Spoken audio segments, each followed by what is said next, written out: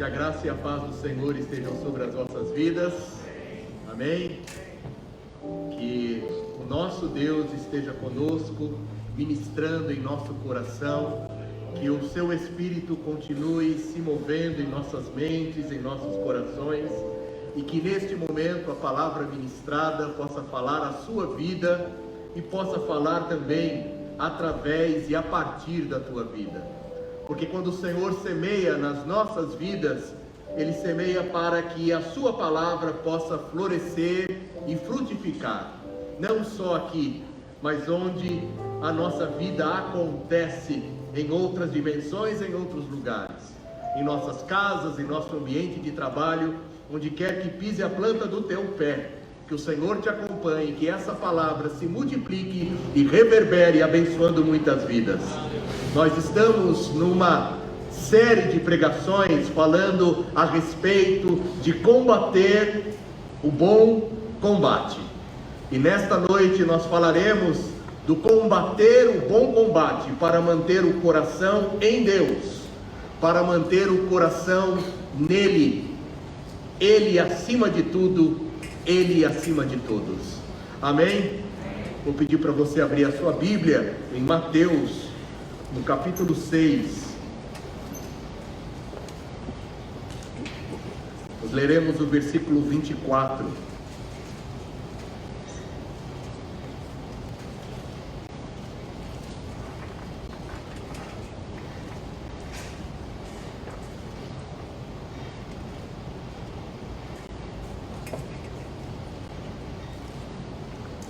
Mateus capítulo 6,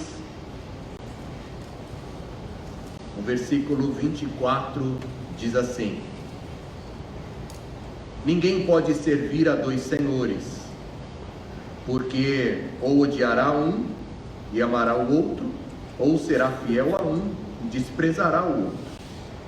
Portanto, vocês não podem servir a Deus e as riquezas, ou a Mamon. Não podemos servir a dois senhores. Podem se assentar.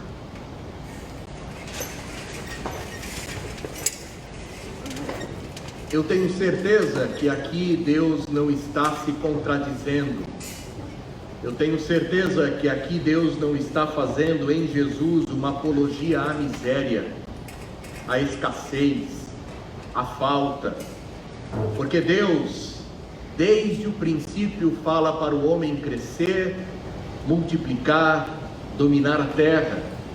Deus faz grandes promessas e fez uma grande promessa ao pai da fé, Abrão, dizendo: sai da tua parentela e eu serei contigo, e a tua descendência vai se multiplicar. Será como areia, será como as estrelas do céu. É um Deus que promete prosperidade, crescimento, riqueza, mas numa dimensão muito mais ampla. Porque Abraão, Isaac, Jacó, José, Moisés, Josué levaram adiante uma promessa de crescimento e de bênção. Mas era um crescimento e uma bênção que não se limitava às coisas materiais. Não se limitava a viver em função das coisas de Deus ou das bênçãos de Deus, mas sim em função de Deus. E nós falaremos um pouquinho mais hoje sobre as confusões que têm se feito a respeito de servir a Deus ou servir as coisas de Deus, de servir a Deus ou servir as bênçãos de Deus.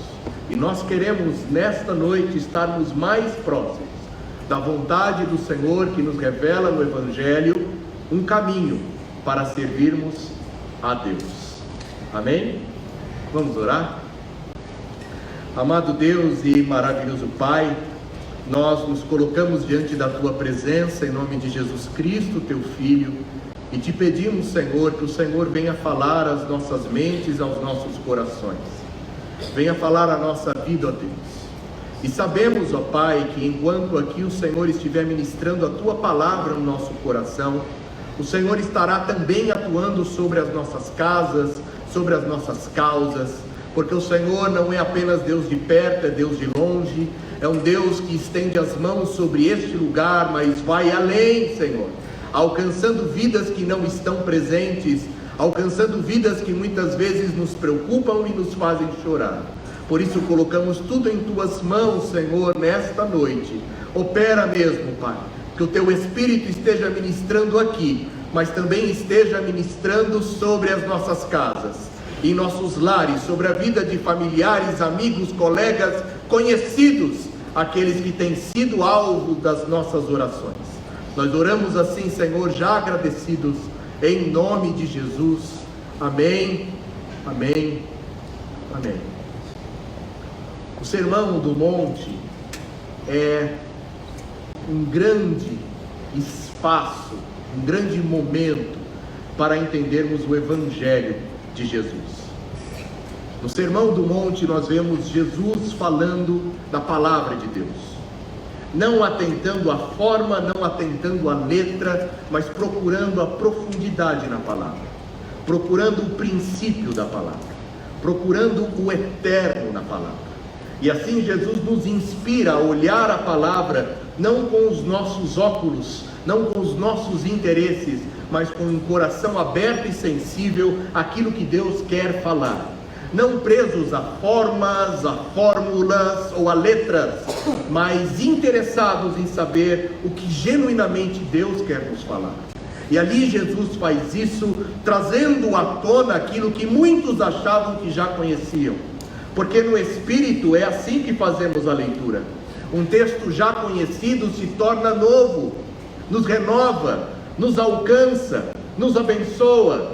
Quantas vezes, diante das dores e das angústias, um salmo ganha uma intensidade muito diferente.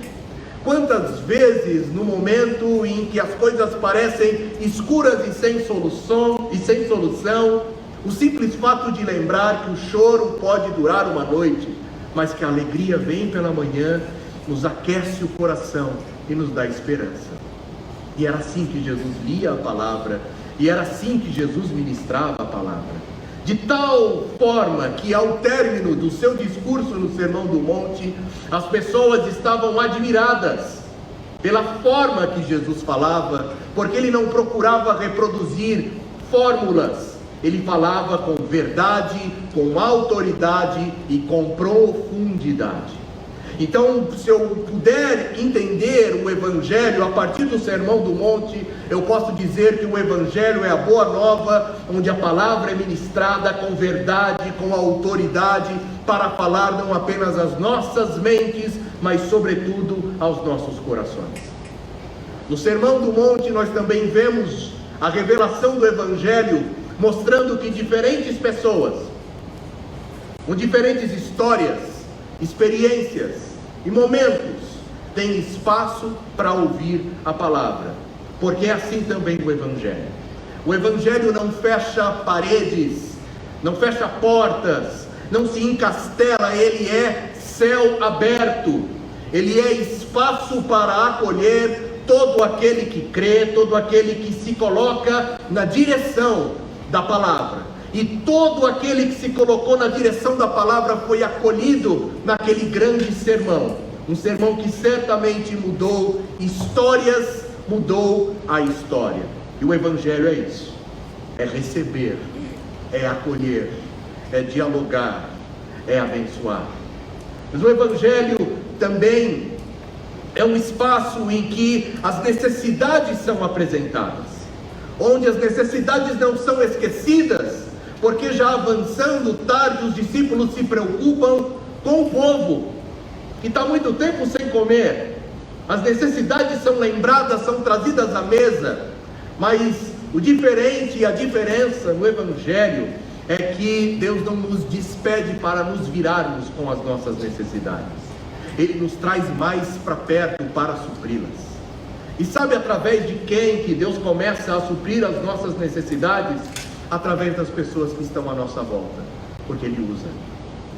Foram poucos pães, foram poucos peixes, mas no mover Deus operou um milagre, porque Evangelho é isso.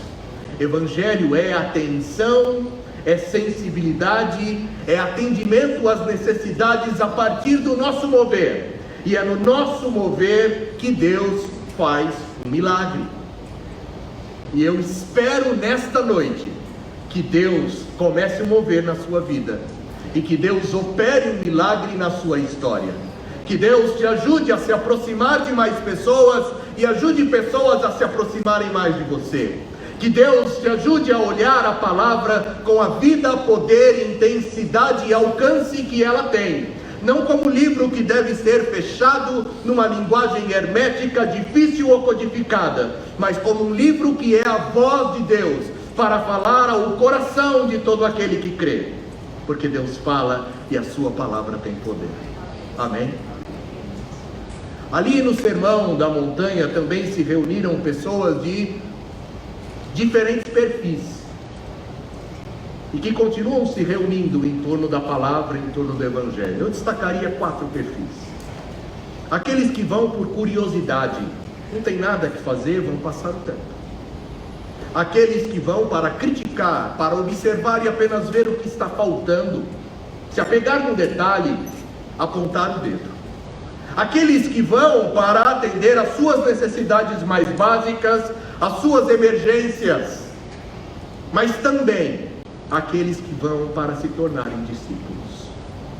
Eu não sei quantos estavam ali apenas para passar o tempo, apenas para criticar, apenas por uma necessidade, mas eu sei que mesmo aqueles que querem passar tempo, criticar ou só vão por uma necessidade, Deus pode mover para torná-los discípulos. Então espero que nesta noite, se aqui é mais um espaço para você passar o tempo, se você apenas está vendo o que falta, ou apenas está preocupado com a tua necessidade mais íntima e emergencial, eu espero que nesta noite, acima de tudo, Deus nos torne mais discípulos dele. Deus nos aproxime mais dele num espírito de humildade e de atenção, para sermos eternos alunos, eternos aprendizes de Cristo. Amém? Mas que bom combate que é esse que eu posso combater para de fato servir mais a Deus, não ficar preso às coisas de Deus ou às bênçãos de Deus. O capítulo 6 de Mateus me fala de 7 espaços que eu posso vencer, 7 desafios que estão relacionados até ao espaço bonito da espiritualidade, ou desafios que estão relacionados ao espaço da sobrevivência, da riqueza ou da prosperidade. São desafios que todos nós passamos em diferentes etapas da vida, e talvez você esteja passando um deles, ou talvez esteja passando todos os 7. Mas a minha oração nesta noite é que Deus te ajude e me ajude a superar cada um desses desafios. E se esses desafios não são os seus, que você possa tê-los nas mãos e oferecer às pessoas no espaço de oração e de conversa, para que elas possam vencer esses desafios também. O primeiro desafio é o desafio da doação, é o desafio da assistência, é o que no texto bíblico é chamado de esmola. Mateus capítulo 6, do versículo 1 ao 4, o Senhor Jesus diz: olha, quando você for dar uma esmola, que uma mão não saiba o que a outra está fazendo, que você não procure os primeiros lugares e espaços para aprender, para aparecer a partir da sua doação. Faça no oculto, porque Deus que vê no oculto, Ele te recompensa. E assim vencemos o primeiro combate, o combate da vaidade pela espiritualidade, o combate da vaidade pela bondade, o combate que precisamos vencer todos os dias.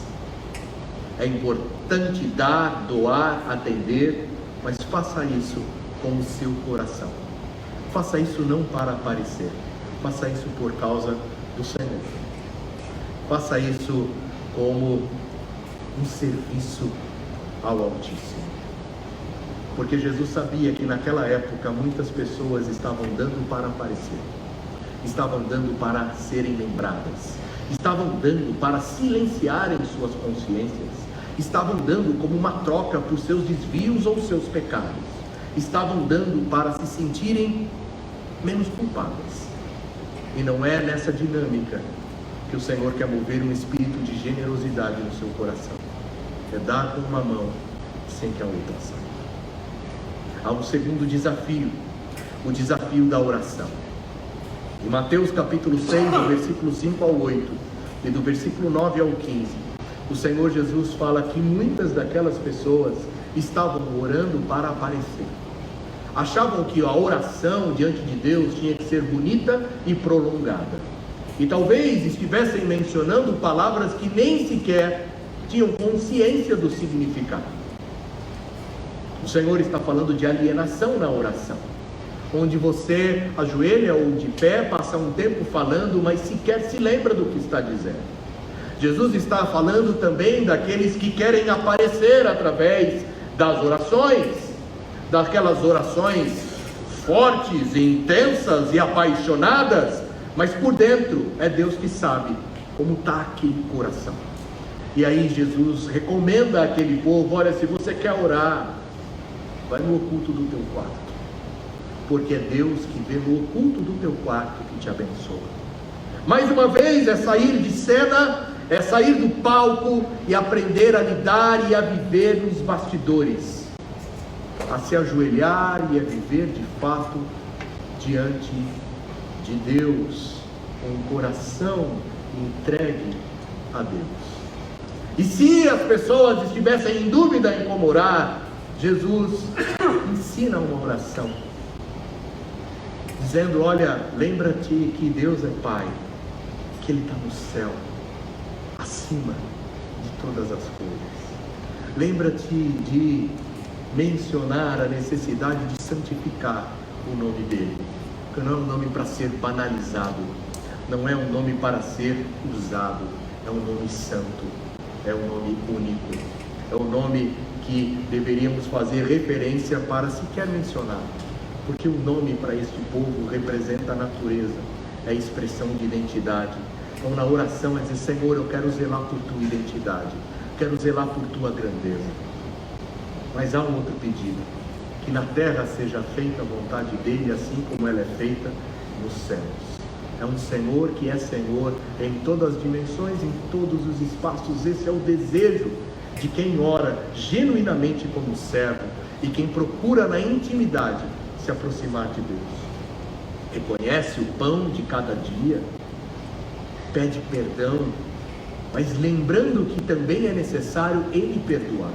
Também é necessário ele ter um coração cheio para se esvaziar de mágoas, de rancores, de necessidade de vingança, de pagas dobradas. É esse coração e essa vida que se apresenta diante de Deus, lembrando que dele é o poder, o reino e a glória. E quantas pessoas estão apenas orando nas horas vagas, ou acompanhando o podcast de oração, ou apenas fazendo leituras de orações famosas? Quantas pessoas na hora da oração se dispersam, se distraem, mesmo na igreja, mesmo ao longo do culto? É momento de nos voltarmos a esse caminho da oração, da intimidade, da busca, e você vai ver como o teu coração, tua mente, tua vida muda.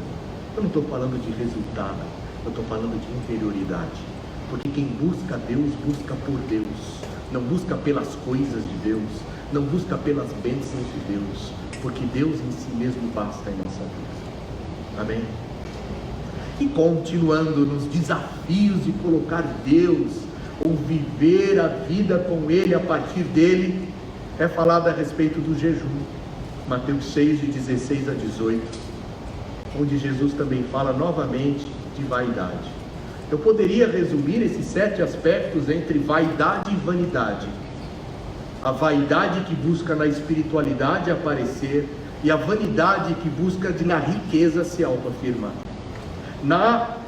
No jejum há um espaço de vaidade.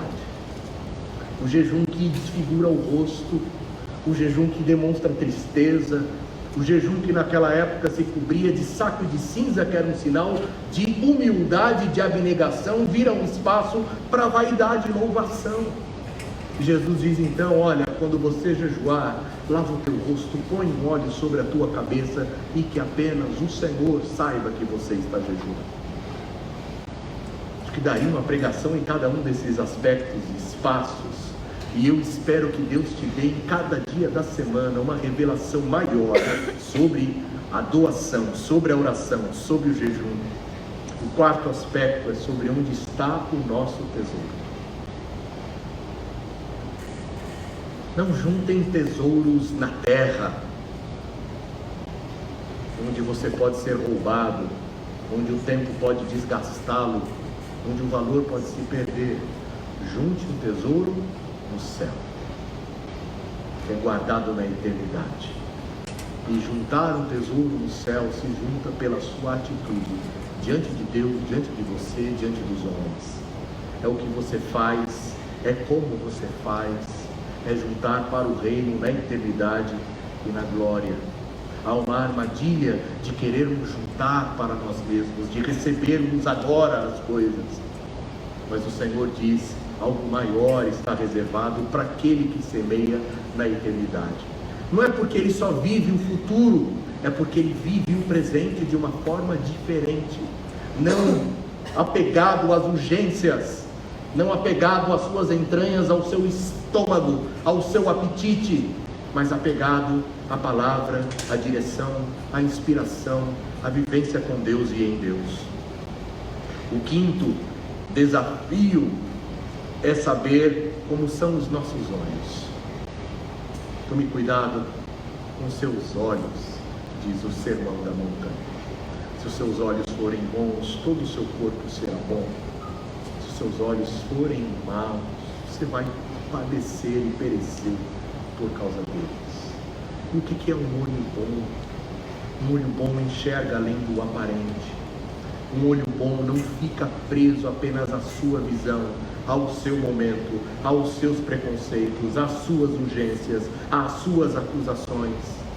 Um olho bom vê de forma diferente, como Jesus viu.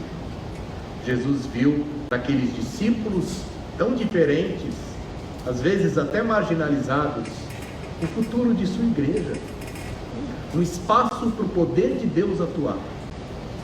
E quantas vezes os nossos olhos são os olhos da condenação, da desesperança, da crítica pela crítica. Talvez Deus queira mudar os nossos olhos hoje, porque esse olho pesado, tenebroso, faz mal para a própria saúde. As pesquisas mostram que as pessoas vivem menos e vivem pior se forem amarguradas e só tiverem um olhar de trevas, de nuvens, distorcido ou de distorções.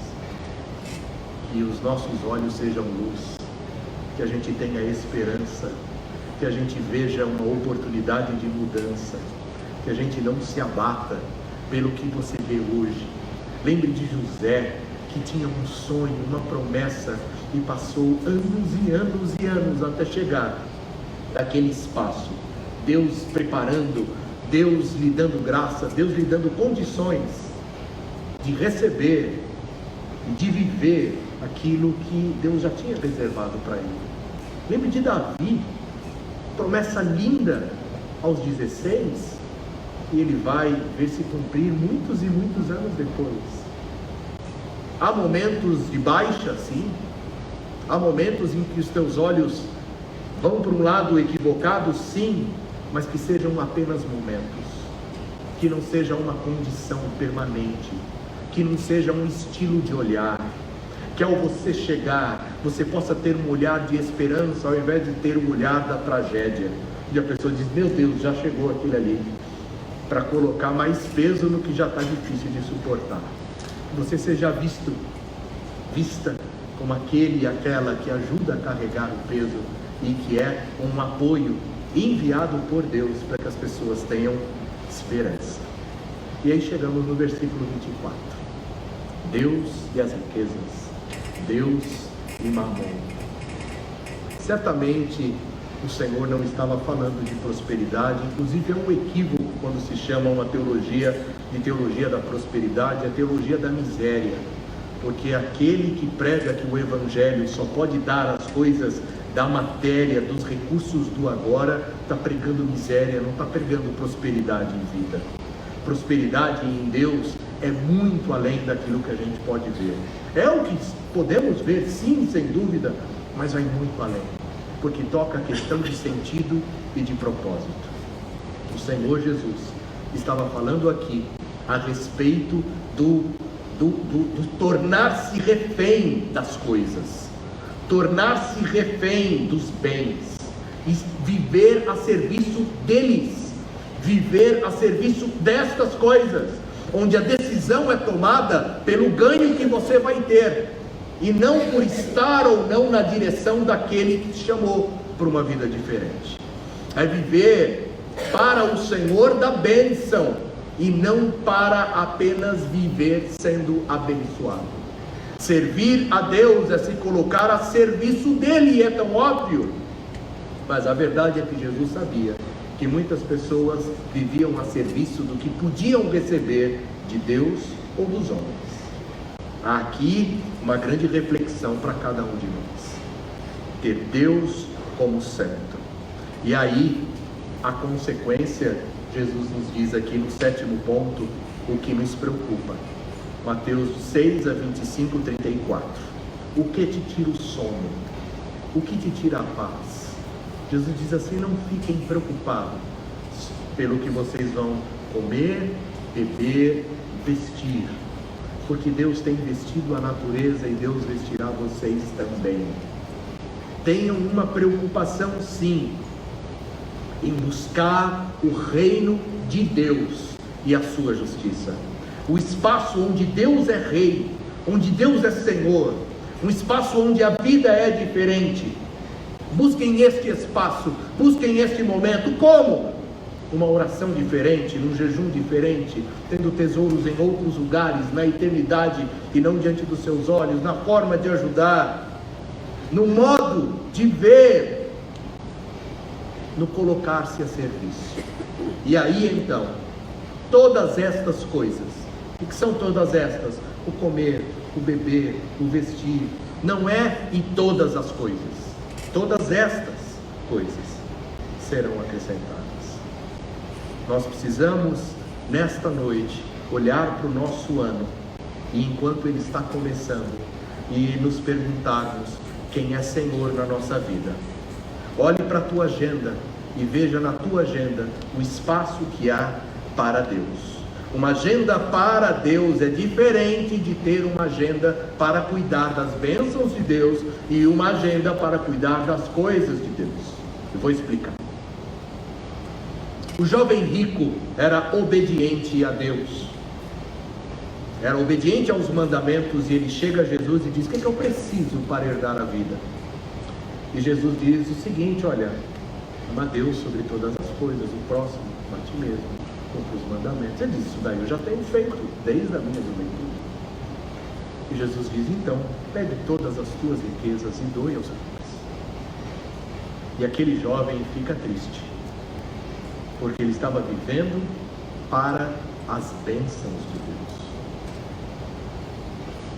E ele volta envergonhado, e o Senhor diz: é mais fácil o camelo passar pelo buraco de uma agulha do que este tipo de apego, de riqueza, de atitude entrar no reino dos céus. E há diversas explicações: um camelo, um espaço para amarrar um navio e não dá para passar pelo buraco da agulha, ou apenas a agulha como uma passagem onde apenas um camelo sem carga pode passar, e para esse camelo sem carga poder passar, você tem que tirar o que está nele para ele passar apenas ele e não mais cargas.